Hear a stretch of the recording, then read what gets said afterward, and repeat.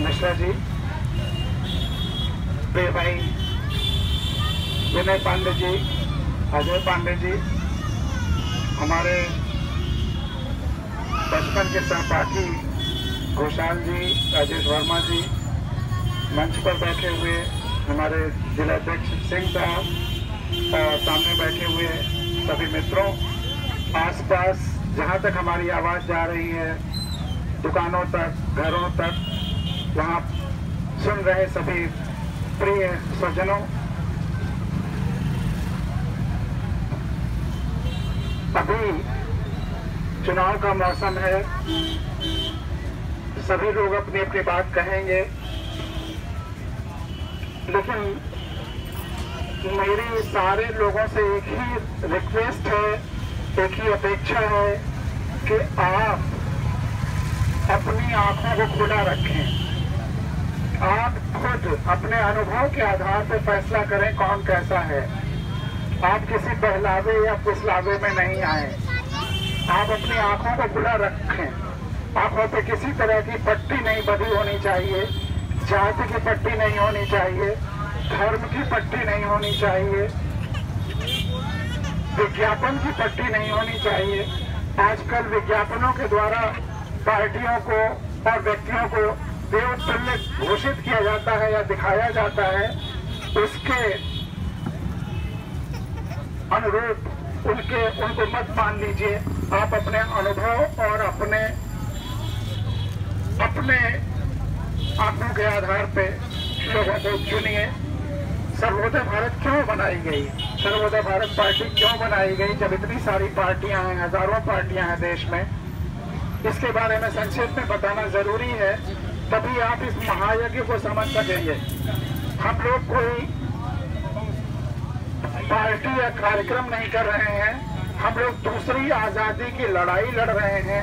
हम लोग एक महायज्ञ कर रहे हैं पूरे देश में। ये यूपी का चुनाव उसका एक बहुत छोटा सा हिस्सा है। पता नहीं आपने ध्यान दिया या नहीं,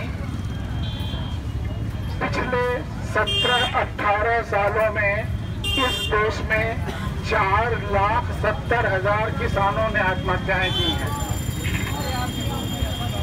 कभी कभी तो छिकोटी काट के देखना पड़ता है कि क्या हम वाकई आजाद हिंदुस्तान में रह रहे हैं? क्या इसी स्थिति के लिए हमारे शहीद स्वतंत्रता आंदोलन के, चाहे वो भगत सिंह रहे हों, अशफाकुल्लाह रहे हों, खुदीराम बोस रहे हों, ये हमारे शहीद चंद्रशेखर आजाद रहे हों, सुभाष चंद्र बोस रहे हों या गांधी जी रहे हों, इन्होंने जो तपस्या किया या जो हमारे शहीद फांसी के फंदे पे खुर्सी झूल रहे थे, वो क्या उनके सपने यही थे कि हमें आजादी के बाद देश ऐसा बन जाएगा जहां किसान आत्महत्याएं करेंगे? मैं 4 साल चेन्नई रहा, वहां पर जो सबसे बड़े राष्ट्रीय कवि, तमिलनाडु कहा जाता है कि वहाँ राष्ट्रीयता कम है, लेकिन वहाँ जितनी राष्ट्रीयता मैंने कहीं नहीं देखी। वहाँ के सबसे बड़े राष्ट्रीय कवि सुब्रमण्यम भारती ने कहा था कि अगर इस धरती पर एक भी व्यक्ति भूखा सोता है, अगर इस धरती पर एक भी, मेरे बातचीत करते समय आप लोग बातचीत नहीं करेंगे उसके बाद, अगर इस धरती पर एक भी व्यक्ति भूखा सोता है तो पूरी धरती को नष्ट कर देना चाहिए। अगर इस धरती पर एक भी व्यक्ति भूखा सोता है, हमारी इतनी संवेदना तो होनी चाहिए कि हमारे आसपास का कोई भूखा न सोए। और सबके भूख को मिटाने वाला किसान अगर भूखा सोने को कौन कहे, आत्महत्या करने की स्थिति तक ठेल दिया जाए, 4,70,000 किसान आत्महत्याएं करें पिछले 17-18 सालों में, तो क्या क्या नष्ट कर देना चाहिए आप खुद सोचिए। कम से कम समाज की वो संवेदनहीनता तो नष्ट कर देनी चाहिए जहां हम दूसरे के दुख दर्द को अपना समझते ही नहीं है। और मेरा बचपन गांव में पिता पेड़ के नीचे पढ़ाई दर्जा 5 तक हुई, बोरा छोरा लेकर, किसान का बेटा था, इसलिए वो किसान का दुख दर्द हांट करता रहा। और रिटायरमेंट के बाद जो पहला काम हम लोगों ने किया वो गांव-गांव जाकर, पिछले 15 का जब प्रधानी का चुनाव हो रहा था, तो लोगों को मोटिवेट करने के लिए कि वो किस तरह से प्रधान चुने, क्योंकि ये लगता था कि अगर किसी गांव का प्रधान अच्छा चुन लिया गया और कुछ अगर ना हो पाए, अगर किसी गांव का प्रधान अच्छा चुन लिया गया तो फिर उस गांव में कोई किसान आत्महत्या नहीं करेगा, क्योंकि आत्महत्या व्यक्ति तभी करता है जब सारे आसरे, सारे भरोसे टूट जाते हैं। अगर इतना भरोसा बचा है, इतना आसरा बचा है कि हमारे प्रधान जी तो हैं सुख दुख में, तो कोई किसान आत्महत्या नहीं करेगा। इस भावना से हम लोग किस तरह से प्रधान चुने, संविधान ने क्या नियम कानून बनाए हैं, कौन कौन से अधिकार संविधान ने प्रधानों को दिए हैं, 29 विषय संविधान ने 73वें संशोधन के बाद गांव सभाओं को दे दिए हैं। यह सब बातें बताने के लिए गांव-गांव जा रहे थे। लेकिन आश्चर्य ये हुआ कि जब हम लोग जाते थे तो लोगों ने संविधान का नाम ही नहीं सुना होता था। 4-5 हजार लोगों के गांव में जब हम लोग भीड़ में पूछते थे कि कितने लोगों ने भारत के संविधान का नाम सुना है, तो मुश्किल से 1-2 लोग मिलते हैं। जिस किताब से हम आजाद हुए, जिस किताब से हम लोकतंत्र बने, जिस किताब से देश चलता है और जो किताब देश की आत्मा है, उस किताब का नाम ही नहीं सुना है। ब्रिटेन से जब हमें आजादी मिली तो देश हमारे संविधान के अनुसार चल रहा है, और अगर उस संविधान का नाम ही नहीं सुना है तो फिर हमें आजादी किस तरह की। इसीलिए सारी पुरानी परंपराएं जैसी थी वह सब चल रही हैं। जो भी गुलामी की मानसिकता थी वह सब चल रही है, क्योंकि आजादी की किताब जन जन तक गई ही नहीं। जैसे जब भगीरथ की तपस्या से गंगा अवतरित हुई तो सबसे पहले गंगा कहाँ गई? शंकर की जटाओं में। वैसे ही कितने शहीदों की कुर्बानी से आजादी मिली, संविधान मिला। लेकिन आजादी और संविधान तमाम सारे शंकरों की जटाओं में उलझ के रह गया, जन जन तक नहीं गया। भगीरथ की लंबी उम्र थी, उन्होंने दोबारा तपस्या किया और शंकर की जटाओं से गंगा को जन जन तक ले गए। आज आजादी की गंगा, लोकतंत्र की गंगा को अगर शंकर की जटाओं से जन जन तक ले जाना है तो फिर वह तपस्या कौन करेगा? आज भगीरथ कौन बनेगा? ये हमको और आपको ही भगीरथ बनना होगा।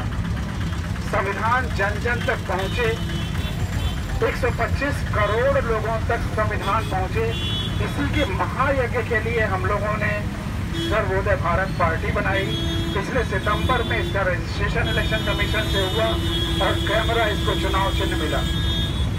उसके बाद अनवरत रूप से हम लोग पूरे प्रदेश में और पूरे देश में जा जाकर संविधान कथाएं कह रहे हैं, संविधान की बातें बता रहे हैं। एक सबसे अच्छी बात यह हुई कि उत्तर प्रदेश में करीब 800 संविधान कथाएं जो हुई 600 स्कूलों में पिछले 2.5 साल में और 200 गाँव में। वहाँ जो प्रधानी के चुनाव हुए 15 के नवंबर में, उसमें एक भी गुंडा, बदमाश, शराब बांटने वाला, पैसा बांटने वाला या बड़े बड़े कटआउट लगाने वाला या ढेर सारी गाड़ियों से नॉमिनेशन फाइल करने वाला, उसमें कोई नहीं जीता। गांव के लोगों ने खुद ही बहुत सारी जगह पे सीधे साधे व्यक्ति को चुनकर उनका कहा तुम्हारा प्रत्याशी बनो। वो मना कर रहा था कि हम ऐसे में कैसे जीतेंगे, अब तक तो ऐसा होता नहीं है, लेकिन लोगों ने उसे प्रत्याशी बनाया और जिताया। और कई जगह लोग तमाम सारे बाहुबलियों के बीच में जो खड़े हुए सीधे साधे सरल लोग बिना पैसे के घर घर साइकिल से या पैदल ही आकर भैया पर्चा बांटना थोड़ी देर बंद करो, तुम भी ध्यान से सुनो, तुम्हारे लिए रोकना जरूरी है, तो सीधे साधे जाकर जीत गए। तो ये जो एक क्रांतिकारी कदम, जिसे मौन क्रांति या अनुशासित इनकलाब कहा जा सकता है, वो हुआ। हमारे जो राष्ट्रीय कोषाध्यक्ष हैं निर्मला साहू, जो रिकॉर्डिंग कर रहे हैं, इनके गांव में और उसके आसपास खुद ही प्रयोग हुआ कि इनके बहुत सीधे साधे सरल लोग जीत गए। तो अब जनता परिवर्तन चाहती है, अच्छाई चाहती है, संवेदनशीलता चाहती है। कई बार लोग बहकावे फुसलावे में आ जाते हैं और कई बार विकल्पहीनता की स्थिति में वोट देने नहीं जाते या नोटा पे बटन दबा देते हैं। इन सारी स्थितियों से उभरने के लिए हम लोगों ने सर्वोदय भारत पार्टी का गठन किया और सोचा कि चुनाव में अच्छे, चरित्रवान, ईमानदार, संवेदनशील लोगों को खड़ा करेंगे। आपको ध्यान होगा, हमारा संविधान बनकर तैयार हुआ था और पास हुआ था 26 नवंबर 1949 को, और 26 जनवरी से लागू हुआ था। 26 नवंबर 1949 को जब भारत का संविधान बनकर तैयार हुआ, उस दिन 400 सदस्यों की संविधान सभा ने संविधान बनाया। संविधान सभा के अध्यक्ष आप जानते होंगे राजेंद्र बाबू थे, जो पहले राष्ट्रपति बने, और संविधान सभा के मसौदा कमेटी के अध्यक्ष थे अंबेडकर साहब। तो जिस दिन संविधान पास हो रहा था 26 नवंबर 1949 को, दोनों महापुरुषों ने, राजेंद्र बाबू ने भी और अंबेडकर साहब ने भी, दोनों ने कहा था कि अगर अच्छे चरित्रवान ईमानदार संवेदनशील लोग चुनकर नहीं आएंगे तो यह अच्छा संविधान भी देश को खुशहाल नहीं कर पाएगा। दोहरी जिम्मेदारी दी थी। अच्छे चरित्रवान ईमानदार संवेदनशील लोगों को जिम्मेदारी दी थी कि वो चुनाव में भाग लें। अगर अच्छे चरित्रवान ईमानदार संवेदनशील लोग चुनाव में भाग ही नहीं लेंगे, गुंडे बदमाश ही भाग लेते रहेंगे, तो फिर जीतेंगे कैसे अच्छे चरित्रवान ईमानदार संवेदनशील लोग? तो पहली जिम्मेदारी अच्छे चरित्रवान ईमानदार संवेदनशील लोगों को थी कि वो चुनाव में भाग लें, और जनता को जिम्मेदारी दी थी कि वह ऐसे लोगों को जिताए। अब जब तक इलेक्शन कमीशन में सेशन नहीं आए थे, तब तक व्यवस्था इतनी चुस्त नहीं थी कि अच्छे चरित्रवान ईमानदार संवेदनशील लोग भाग ले सकें। तमाम सारी सुरक्षा की और दूसरी तरह की गड़बड़ियां थी। लेकिन सेशन के आने के बाद अब इलेक्शन कमीशन की व्यवस्था इतनी चुस्त दुरुस्त हो गई है कि अच्छा चरित्रवान ईमानदार संवेदनशील लोग चुनाव लड़ सकता है, उसको कोई खतरा नहीं है। और हम खुद अभी गौरा कॉन्स्टिट्यूएंसी गोंडा जिले की, मैं वहाँ कंटेस्ट करके आया हूँ। 1.5 लाख रुपए में ही केवल हम लोगों ने पूरा चुनाव लड़ा है, और इतनी अच्छी व्यवस्था थी, कहीं कोई प्रॉब्लम नहीं रही। और सबसे बड़ी बात यह है कि इतनी अच्छी व्यवस्था है कि अब हमें पोलिंग एजेंट की भी जरूरत नहीं है, हम बिना पोलिंग एजेंट के ही चुनाव लड़ सकते हैं। तो इलेक्शन कमीशन इस बात के लिए धन्यवाद का पात्र है कि अब अच्छा चरित्रवान ईमानदार संवेदनशील व्यक्ति कम पैसे में चुनाव लड़ सकता है, और जनता को ये जिम्मेदारी है कि वह ऐसे लोगों को ढूंढ के जिताए। और दूसरी बात, जनता को ये जिम्मेदारी है कि वो अच्छाई के आधार पे चुने, चरित्र के आधार पे चुने, ईमानदारी के आधार पे चुने, संवेदनशीलता के आधार पे चुने, न कि पैसे के आधार पे चुने, या बड़े बड़े विज्ञापन या कटआउट या शराब या माफिया के आधार पे चुने। जो करोड़ों खर्च करके जीतेगा, चाहे विज्ञापन में, चाहे हजारों गाड़ियों के रैली या काफिले में, या कटआउट में, बड़े बड़े जो करोड़ों रुपए खर्च करके जीतेगा वो अरबों कमाएगा। सीधी सी बात है, चाहे वो नंबर 1 में खर्च कर रहा हो, चाहे नंबर 2 में खर्च कर रहा हो, जो भी करोड़ों रुपए खर्च करके चुनाव जीतेगा वह अरबों कमाएगा। फिर वो विधायक निधि को खा जाएगा, फिर वो सड़कों को खा जाएगा, वहाँ कमीशन खाएगा, वो ट्रांसफर पोस्टिंग में पैसा खाएगा, और उससे क्षेत्र की जनता या उसकी खुशहाली से कोई मतलब नहीं होगा।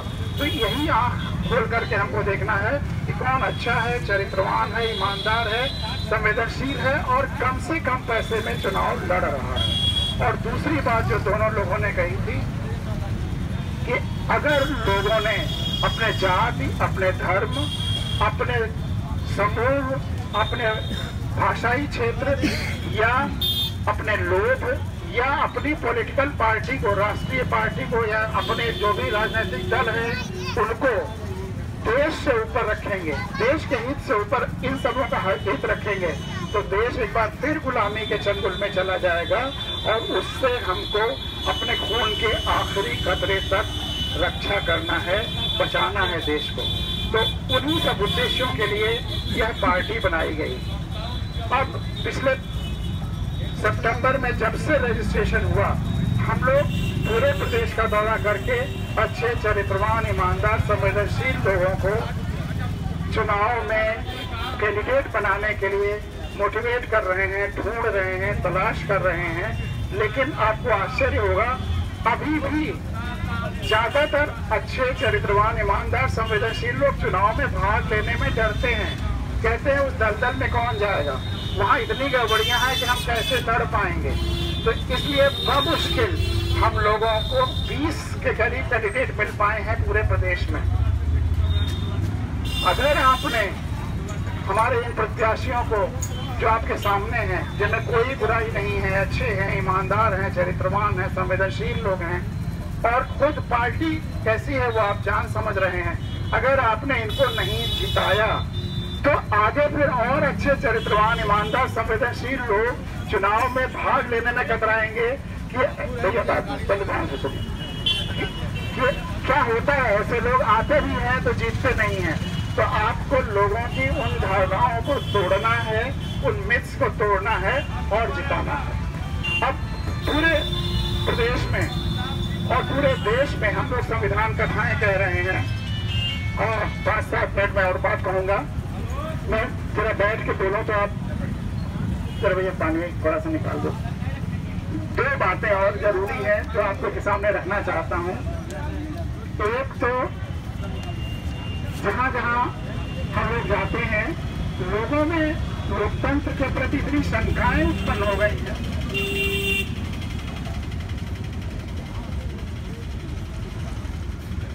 कि जमाना बहुत खराब है, अब तो बुरे लोगों का जमाना है, अब कोई अच्छा नहीं हो सकता, लोकतंत्र की तो बहुत ही बुरी हालत है।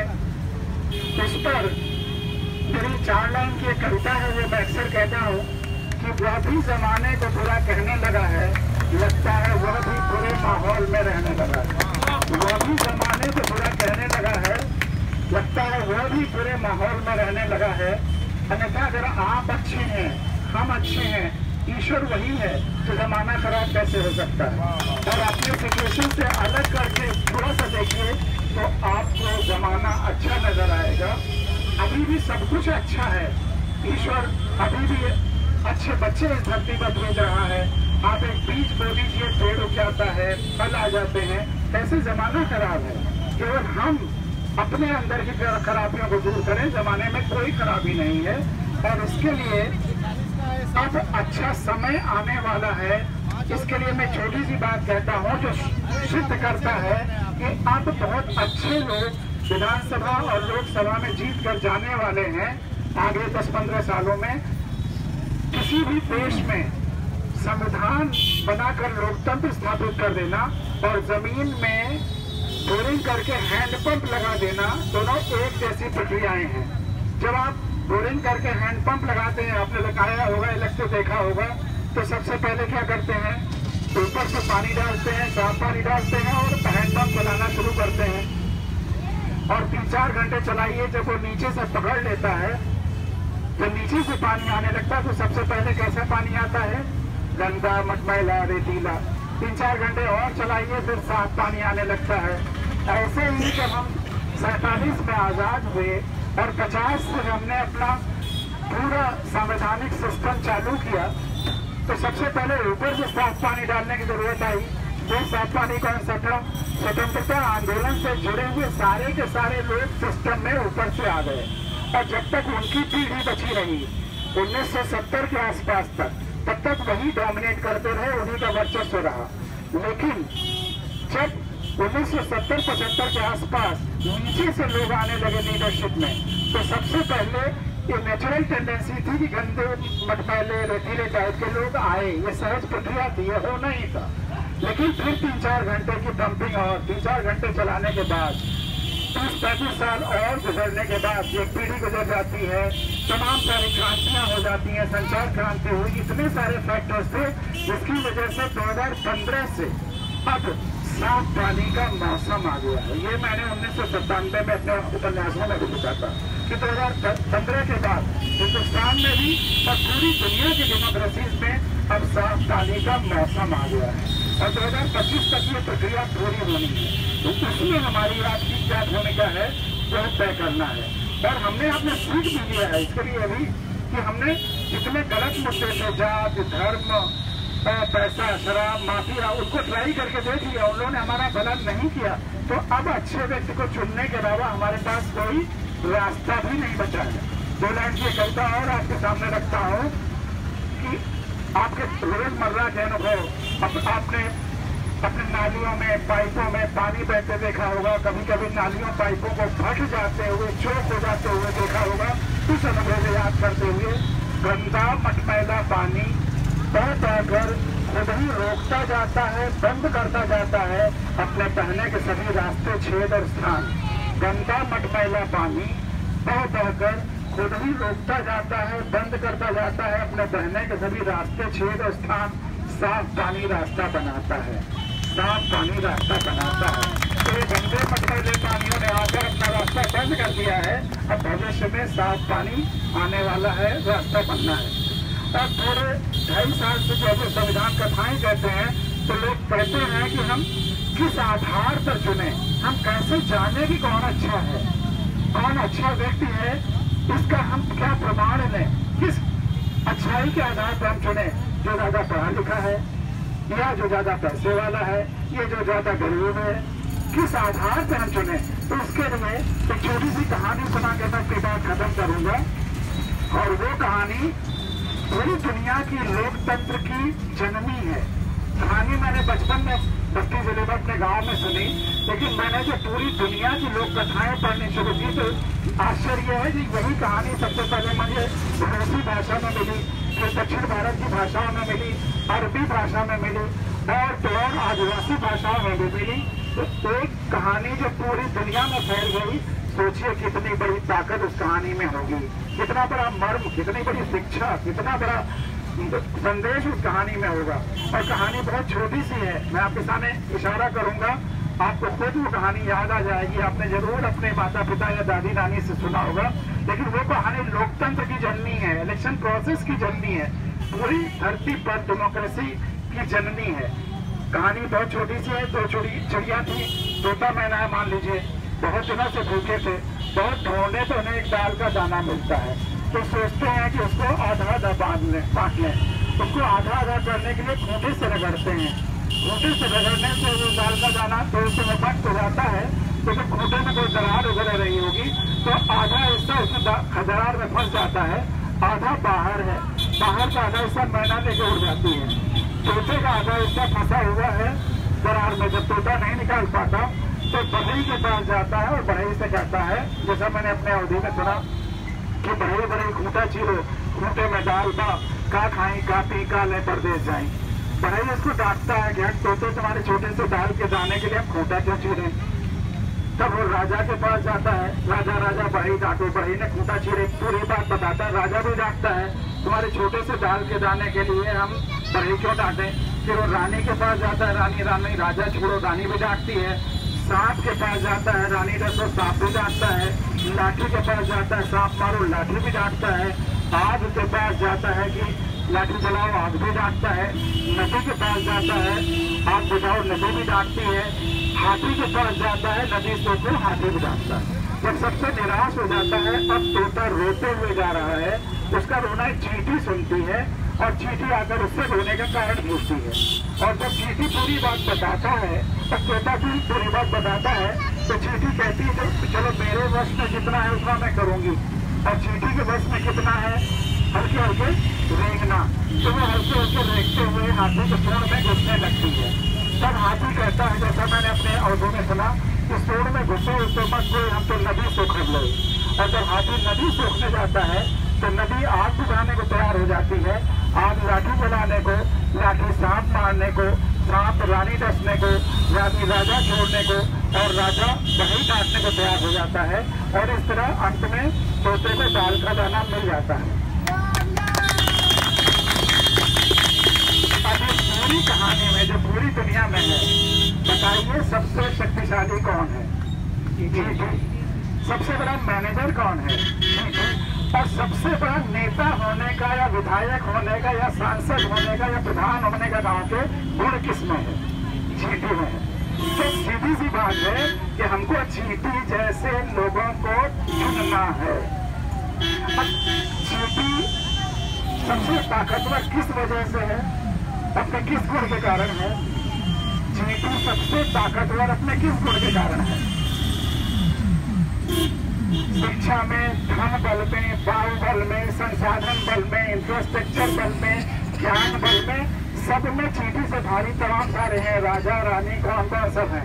चींटी में सबसे बड़ा एक गुण है जो और किसी में नहीं है, और वह है संवेदनशीलता। संवेदनशीलता मतलब संवेदना मतलब दूसरे के दुख सुख को अपने दुख सुख जैसा समझना, दूसरे की वेदना को अपनी वेदना जैसा समझना। चींटी में वो संवेदना थी, उसने तोते के दर्द को अपने जैसा समझा और उसके लिए जितना कर सके किया। बाकी सबके पास तोता गिड़गिड़ाते हुए गया था, किसी ने कुछ नहीं किया, किसी ने तोते की वेदना को अपने जैसा नहीं समझा। तो सबसे बड़ा गुण जो व्यक्ति को शक्तिशाली बनाता है वह होती है संवेदना, और चींटी में वो संवेदना थी। इसीलिए आप सबने कहा तो सबसे शक्तिशाली भी है, और हमारे लीडर्स को भी उस चींटी जैसा होना चाहिए। उस चींटी के आने के पहले पूरा सिस्टम सोया हुआ था, कोई काम नहीं कर रहा था, लेकिन चींटी के आ जाने के बाद पूरा सिस्टम काम करने लगा। पूरा सिस्टम जो इनएक्टिव था, अक्रियाशील था, वो क्रियाशील हो गया। तो केवल और केवल हमको वोट देते समय यही सोचना है कि हमें चींटी को जैसे व्यक्तित्व को वोट देना है, संवेदनशील व्यक्तित्व को वोट देना है। यही हमारे संविधान सभा ने विचार है। और दूसरी बात, चींटी है कौन आखिर? चींटी कौन है? एक आम मतदाता ही तो चींटी है, एक आम नागरिक ही तो चींटी है। इतने बड़े बड़े लोग, राजा रानी, हाथी से अलग हट करके एक आम नागरिक ही चींटी है। तो हमको इस देश के आम नागरिकों को, इस प्रदेश के गोरखपुर के आम नागरिकों को चींटी बनना होगा और चींटी जैसे को जिताना होगा। केवल एक ही सिद्धांत है इस देश को, इस प्रदेश को, अपने शहर को बचाने का, कि हमें चींटी जैसा बनना है और संवेदनशील बनना है और चींटी जैसे को ही जिताना है। और चींटी को तो हाथी के स्वर्ण में भी, तो हमारे बोलते समय आपको भी इजाजत नहीं है इधर उधर झांकने का कुछ कर नहीं। तो ध्यान से सुनिए कि आपके लिए लेसन है। चींटी को तो लेते हुए हाथ के स्वर्ण में घुसना पड़ा, कुछ थोड़ा बहुत रिस्क भी रहा होगा, लेकिन आपको, हम जैसी चींटियों को चुनाव में केवल अपने घर से जाकर वोटिंग मशीन तक जाना है और चींटी का बटन दबा देना है। हमें पूरा विश्वास है कि हमारे ये दो प्रत्याशी आपको चींटी जैसे ही लगेंगे।